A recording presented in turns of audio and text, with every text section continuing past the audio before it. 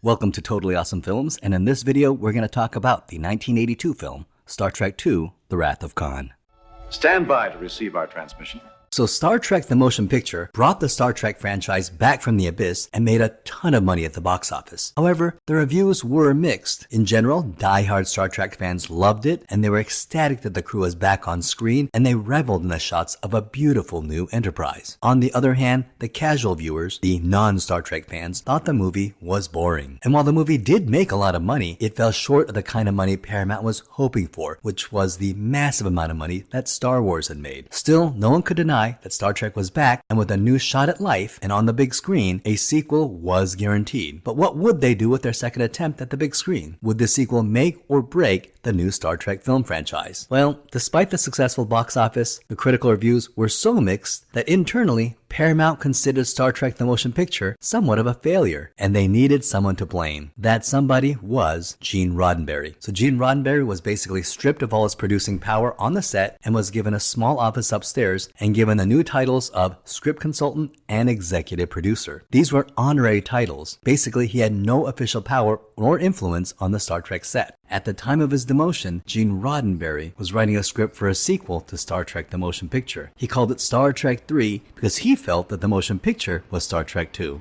In his 60-page treatment, the crew of the Enterprise returned to Earth to discover that the Federation has never existed. The Klingons used the time portal from the Guardians of Forever to travel back in time and prevent the Federation from existing. The Enterprise traveled back in time to undo what the Klingons changed. The Enterprise would crash in Canada in November 1963. A U-2 plane would mistake it for an alien, and President John F. Kennedy would cancel his trip to Dallas to examine the UFO. This prevents his assassination. Kirk realized that it is he and his crew that changed the timeline, and they mysteriously restore the timeline and return to the 23rd century where the Federation is restored, but they notice small changes like Leonard McCoy having a wife. The story would have been a sequel to the episode of City on the Edge of Forever. Roddenberry also wanted actress Joan Collins to revive her role as Edith Keeler. In a rumored rewrite, Spock would be the assassin behind the grassy knoll, and there was no way that Paramount was going to approve such a script. However, it is interesting that both Roddenberry's and The Eventual Wrath of Khan were both sequels to two of the most popular episodes of the TV series. Paramount needed to bring a new producer who could fully take over production and bring an exciting Star Trek sequel film and do it under budget. And that man was Harve Bennett. Harve Bennett was born to a Jewish family in Chicago, Illinois, and he was the son of a lawyer and a journalist. And as a kid, he was known as a child prodigy and even appeared on a radio show called Quiz Kids, which introduced him to show business. He attended UCLA and graduated UCLA Film School, then joined the U.S. Army and served in the Military Police Corps. His first job was at CBS in New York City, but then moved to ABC, where he quickly rose to become vice president of daytime programming. At ABC, his first job was working with Aaron Spelling to develop a Mod Squad, about a group of young, hip undercover cops. After Mod Squad, Harve Bennett moved to Universal Studios, where he produced The $6 Million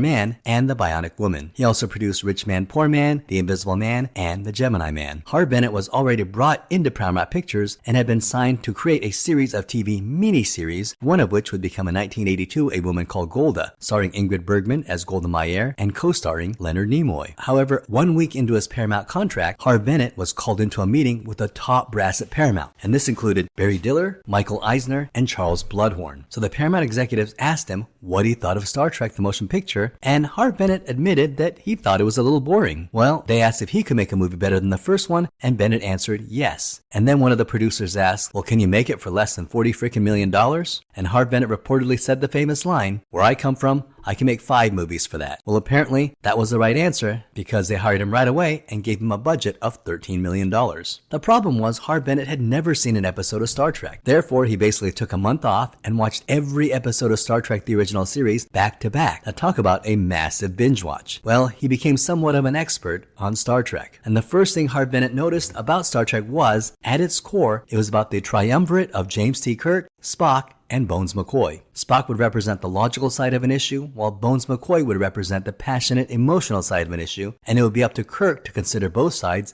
and wisely discern which way he would approach an issue, more logic or with more emotion. Harve Bennett was also convinced that the problem with the first movie was that it just didn't have a good villain. Star Trek II would need a good villain. And one day, Harve Bennett was watching an old episode of Star Trek from Season 1, Episode 22, called Space Seed, where a genetically engineered Superman named Khan Noonien Singh tries to take over the Enterprise, and Kirk defeats him and exiles Khan and his 70-man crew on a remote planet named Ceti Alpha 5. In the first script for Star Trek, it was going to be called Star Trek II: The War of the Generations, and Admiral Kirk would reassemble the Enterprise crew to investigate a rebellion, and this distant planet had been taken over by Khan Noonien Singh, and the rebels would turn out to be led by Kirk's estranged son David. Admiral Kirk and his son would join forces to overthrow Khan, who was in possession of the Federation's ultimate weapon, the Omega system. And you can actually see a hint of what would become Star Trek II: The Wrath of Khan. And one addition Harve Bennett made was because Harve was an old army man, and he wanted to bring a sense of military to the series, and he envisioned Starfleet not as an extension of NASA, but as an extension of the US Navy. After all, Kirk was a captain and now an admiral, and all the ranks were from the US Navy, so it was a logical choice. And after all, Gene Roddenberry also had the same idea back in 1966 when he created Star Trek. So they leaned into the Navy motif with ship bells, yeoman's whistles, and other Navy protocol. However, Harve Bennett's art director, Michael Miner, suggested that the Omega system really just seemed too dark, and one of his screenwriters, Jack Soward, suggested, well, why not call it the Genesis device? The device would be actually designed to terraform planets, but would be corrupted into a weapon. And Bennett loved this, and according to the lore, he actually went to Sowards and said, Jack, you just saved Star Trek. In one of the earlier scripts by Jack B. Sowards, there would have been a scene where Khan and Kirk meet in person, and they would have a mano-a-mano battle, but Khan would have psychic powers, would be able to insert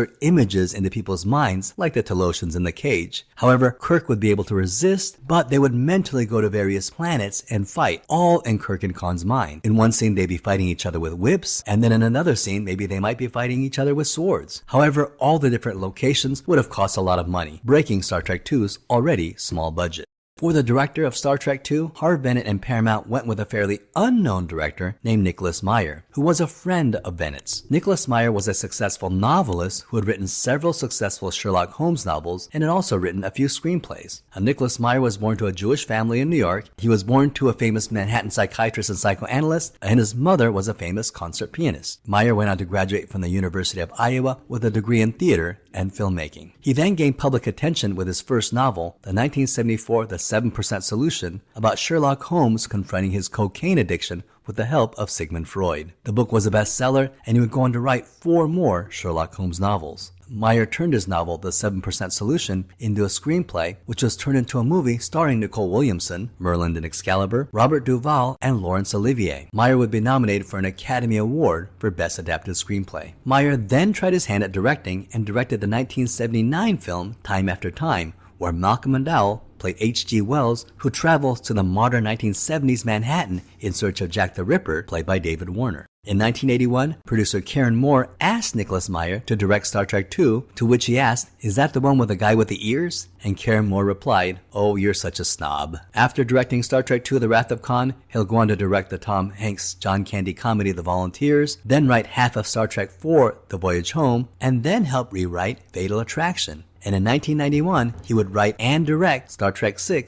The Undiscovered Country. And in 1997, he would help rewrite the James Bond film Tomorrow Never Dies and The Prince of Egypt. Now, eventually, there'd be 5 different iterations of the script, but Harve Bennett was not really satisfied with any of the 5 scripts. So Harve Bennett asked Nicholas Meyer to help fine-tune the story. But Nicholas Meyer, like Harve Bennett, was not a Star Trek fan and had not seen any episodes of Star Trek. So Nicholas Meyer also binge-watched the Star Trek episodes. While Nicholas Meyer was not a science fiction fan, he was a huge fan of the Horatio Hornblower novels. Now, Horatio Hornblower was a fictional officer in the British Royal Navy during the Napoleonic era, and he starred in 11 popular novels which had him sailing around the world getting into adventures. Nicholas Meyer saw Star Trek as Horatio Hornblower in space, and Harve Bennett 100% agreed with this assessment. Whereas Harve Bennett saw the flaw in the first Star Trek film to be the lack of a good villain, Meyer saw another problem. He thought that the first movie, Star Trek: The Motion Picture, took itself way too seriously. He felt the self-importance caused the first movie to feel too wooden, and he thought that the way to make Star Trek a better movie was not to make a Star Trek movie, but to really make a movie about the human condition using the Star Trek characters and the Star Trek universe. And in Nicholas Meyer's own words, he actually joked, "The chief contribution I brought to Star Trek II was a healthy disrespect for Star Trek." Nicholas Meyer had 5 different scripts, but felt that none of the 5 worked. Therefore, he and his writing team decided to make a list of everything they liked from each script. Some themes emerged: the Genesis device, Lieutenant Savick, which originally was a male Vulcan, Kirk's son David, and of course, Khan.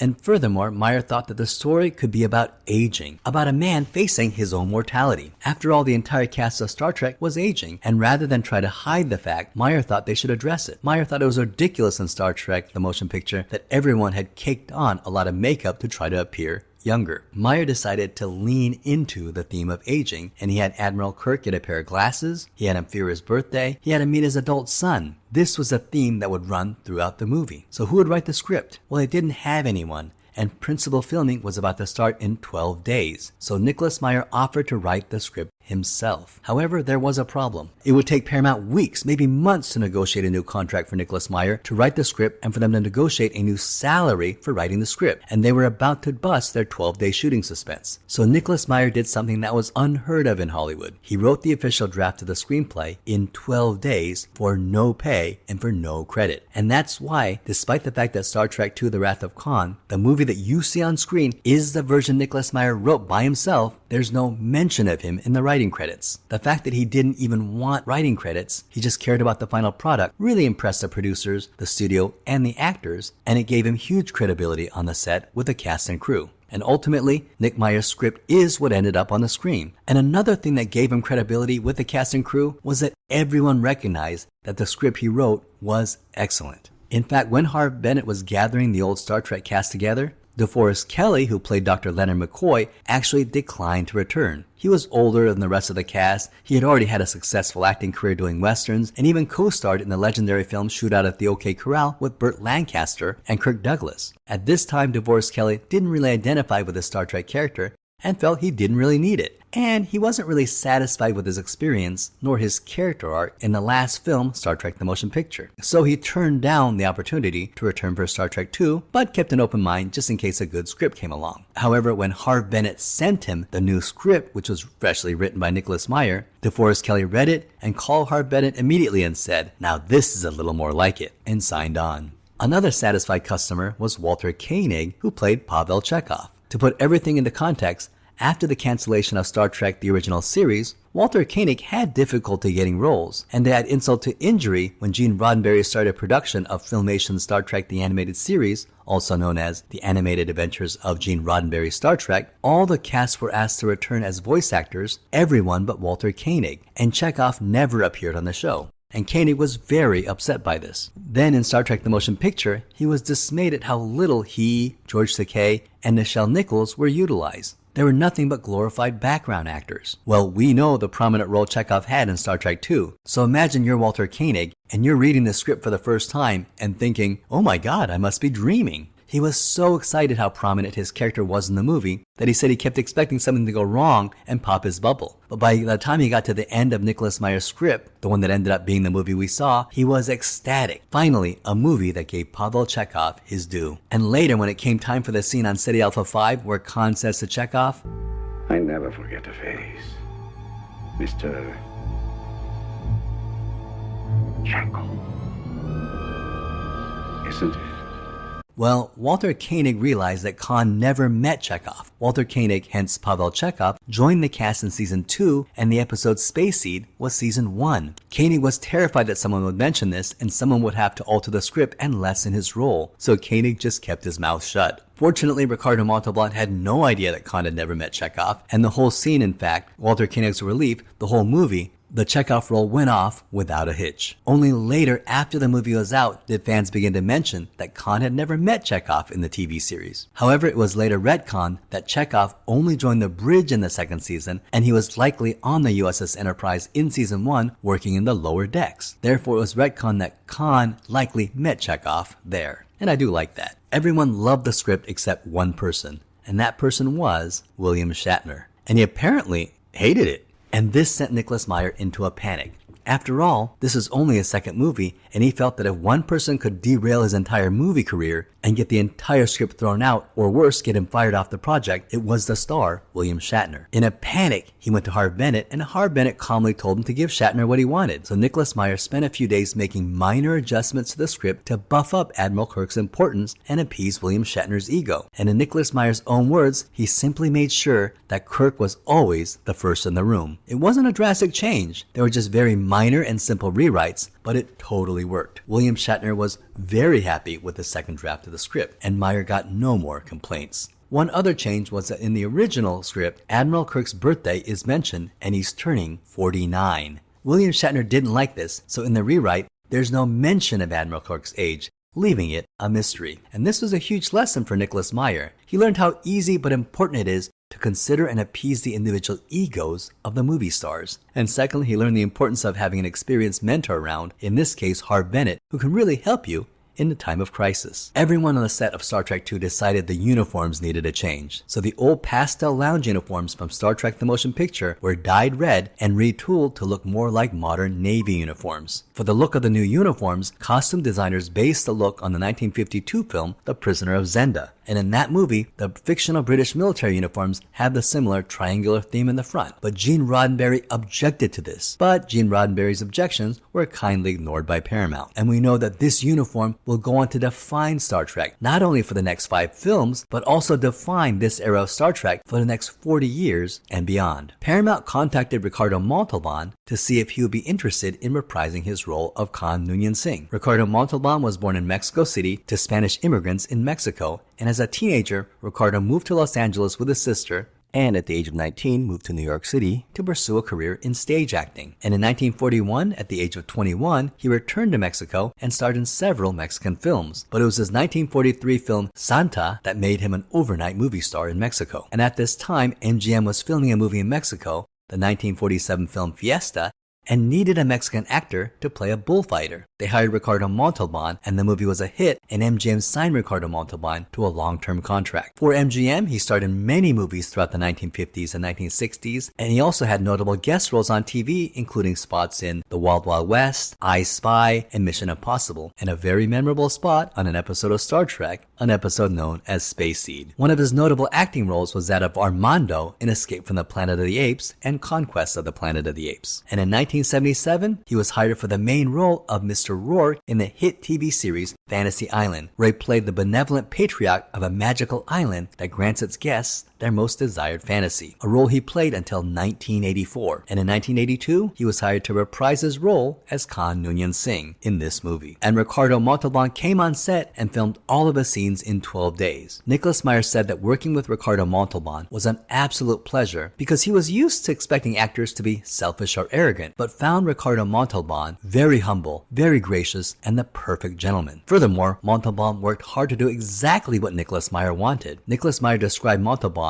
like driving an expensive sports car like a Maserati. Nicholas Meyer described Ricardo Montalban as saying, "That's how every movie should be." Furthermore, after Montalban came on set and filmed all of his scenes in those 12 days, he noticed all of the other actors change. He felt that everyone was working harder and putting more effort into every scene. He felt the simple presence of Montalban elevated everyone's behavior on set and their performances on screen. When Ricardo Montalban signed on, he initially had difficulty playing Khan at first, and he noticed he was playing Khan as if he were Mr. Rourke. So Ricardo Montalban watched himself play Khan by watching the episode of Space Seed over and over again, and by the 4th time through watching the episode, Montalban began to form the character of Khan, leading to that amazing performance we saw in film. And for the record, we now know that it was definitely Ricardo Montalban's own chest displayed in the movie. Harv Bennett and Paramount were able to hire George Lucas's Industrial Light and Magic, owned by Lucasfilm, to do the special effects on Star Trek II. Industrial Light and Magic, who did the special effects on all the Star Wars films, had quickly established themselves as the leader in special effects. And one of the things that Lucasfilm was dabbling into as early as 1981 was three-dimensional computer graphics. The team at ILM created a short three-dimensional computer-generated infomercial known as the Genesis sequence. We see a missile fired at a dead planet, and slowly we see mountains forming and eventually replacing this dead planet with a lush green biosphere. This sequence would have been impossible to do with practical effects or traditional cartoon animation, and in this short Genesis sequence, we see a preview of the future of cinema, the birth of CGI. It is no surprise that ILM would go on to pioneer this technology and eventually create dinosaurs in Jurassic Park and even an entire digital world of the Star Wars prequel films. For the musical score, the production could not afford Jerry Goldsmith, whose fee would have broken the budget. Furthermore, Harve Bennett also wanted to separate his movie from Star Trek the Motion Picture, and that meant having completely different music. So the team accepted auditions from almost every musician in Hollywood, and Nicholas Meyer listened to hundreds of submitted musical tapes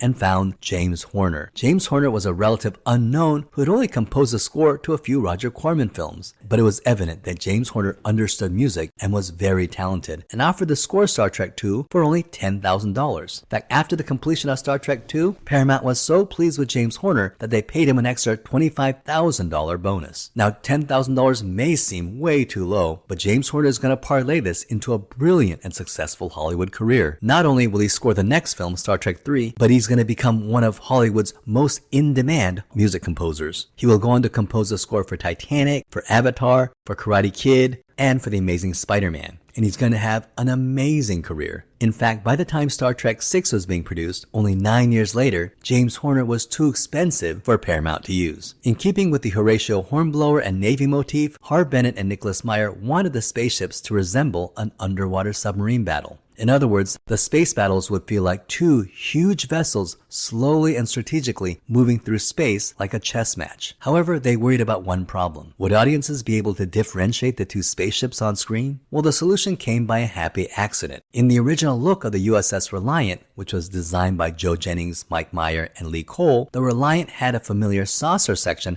connected to the hull, but had its distinct warp nacelles oriented upwards, similar to the USS Enterprise. However, Harve Bennett saw the blueprints upside down and approved the design, and the production crew just went with it. And I love the design of the USS Reliant, with its downward pointing warp nacelles, and it certainly contrasts well with the USS Enterprise. To further contrast the two ships, they added a red light to the saucer of the Reliant, while the Enterprise remained white and blue. And the final touch of differentiation came with a music score. Every time we saw the Reliant on screen, we heard Khan's musical theme, while anytime we saw the Enterprise, we got Kirk's musical theme. It worked fantastically well, and there was no way we can confuse the two ships. Meanwhile, Gene Roddenberry continued to disagree and clash with Nicholas Meyer. In one incident, Nicholas Meyer wanted the Enterprise to resemble an old submarine and put a sign that said, "No smoking." But Gene Roddenberry objected, stating that cigarette smoking would have disappeared by the 23rd century, so there would not be a need of a sign on a ship. In another incident, Nicholas Meyer wanted David to tie a sweater around his shoulder, but Gene Roddenberry objected, stating that such a specific style was specific to the 20th century and would have disappeared by the 23rd century. And one of the biggest objections from Roddenberry came when Admiral Kirk spots the SETI eel coming out of Chekhov's ear, and he shoots it with a phaser and fries it. Gene Roddenberry insisted that Kirk would not do this. He insisted this is a new life form that we've never encountered. He wouldn't just destroy it. He would capture it, study it, and learn about it, and learn how it could benefit society. As for Lieutenant Savick, Kirstie Alley was hired. Now, Kirstie Alley was born in Wichita, Kansas, and attended Kansas State University, but dropped out after finishing her sophomore year to move to Los Angeles to study Scientology. And while in Los Angeles, she appeared on The Match Game in 1979 and Password Plus in 1980. But in 1981, tragedy struck Kirstie Alley when her parents were involved in an automobile crash and was struck by a drunk driver, and her mother was killed and her father was seriously injured. And in 1981, Kirstie Alley auditioned for the role of Lieutenant Savick in the Star Trek sequel. As a child, Kirstie Alley was a huge Star Trek fan and especially a fan of Spock. As a child, she used to fantasize about being Spock's daughter and used to practice raising her eyebrows like Spock and practice talking like him. And so the role of Savick was perfect for her, and during the audition, everyone was impressed how Kirstie Alley nailed the impression of a female Spock, and she won the role. And while her role as Lieutenant Savick was popular with fans, Kirstie Alley chose not to return as Savick in the third movie, so the role of Savick was recast. But after Wrath of Khan, she starred in the comedy Summer School with Mark Harmon, but it was her role as Rebecca Howe in 6 seasons of the hit sitcom Cheers that propelled her to television royalty. She played Rebecca Howe until the series finale in the 11th season. The role won her an Emmy and a Golden Globe. And while Cheers was on the air, she also starred in the comedy Look Who's Talking opposite John Travolta, featuring Bruce Willis as the voice of her infant son, Mikey. The film was popular and became a franchise hit with Look Who's Talking 2 and Look Who's Talking Now. And in a deleted scene, we actually see that the character of Lieutenant Savick was indeed half Romulan. Protege's first rate.